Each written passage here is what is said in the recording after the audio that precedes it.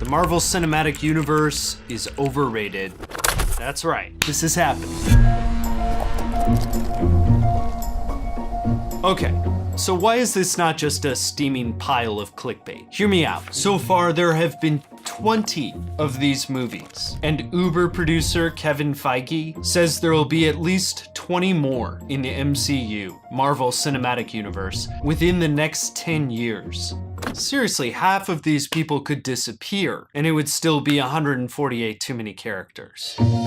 When we asked Fox's audience for things they think are overrated, Marvel and DC's movies came up again and again. We love these movies. In the United States alone, they've grossed more than $6.5 billion. And yet there's something missing. When you look at the history of fictional universes, and at the MCU in particular, it's possible to understand how it could be fixed.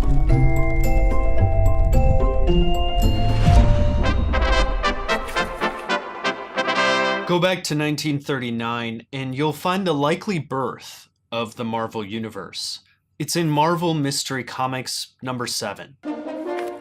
These characters aren't that well known today, but here Betty tells Namor that the Human Torch exists, establishing continuity and crossover potential. This was the start of a new era, one in which corporations produced fiction. The idea was simple. You could use the fame of one property to enhance the audience for another. And Marvel wasn't alone in recognizing the financial opportunity of crossovers in the 1930s and 40s. The Green Hornet. Look at that picture on the wall. The man on that horse is one of your ancestors. In the 1940s, the Green Hornet revealed that the series' central character, Britt Reed, was the grandnephew of the Lone Ranger, another popular radio star at the time. I hope you do something about those crooks, just as your pioneer ancestor did. Movie studios were thinking about this too. When Abbott and Costello met Frankenstein, it joined the Dracula, Frankenstein, and Wolfman movie franchises with a goofy comedy. It was basically Universal Studios' Avengers Infinity War, but with more running into walls. By the 60s, even DC Comics was catching up.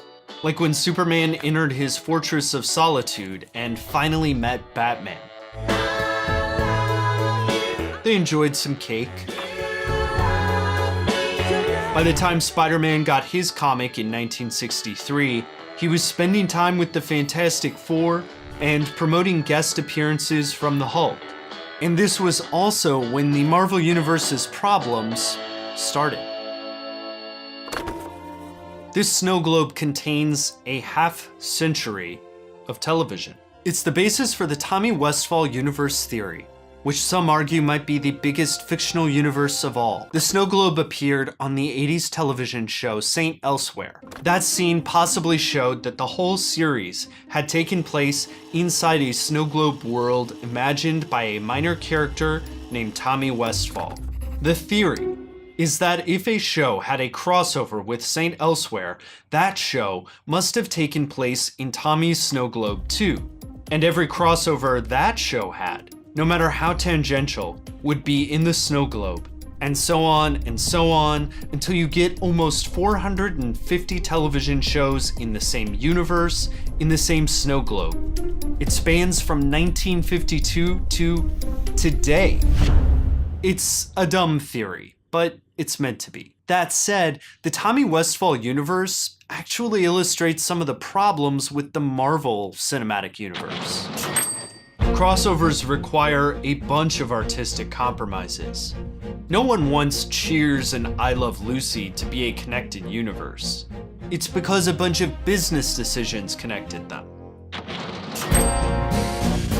Sometimes the network forced crossovers on producers, other times the producers came up with it. Gary Marshall said that the reason that Mork from Ork knew Fonzie from Happy Days and Laverne from Laverne and Shirley was because his son said that Fonzie should dream about an alien. These crossovers are always about juicing ratings, not telling a good story.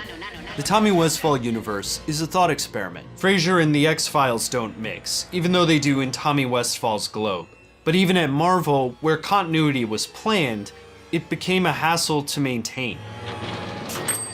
Marvel editor and writer Len Wein said the problem at Marvel was that we suddenly became a business with a bunch of books that Stan, don't think ever in his heart expected to last more than a couple of years.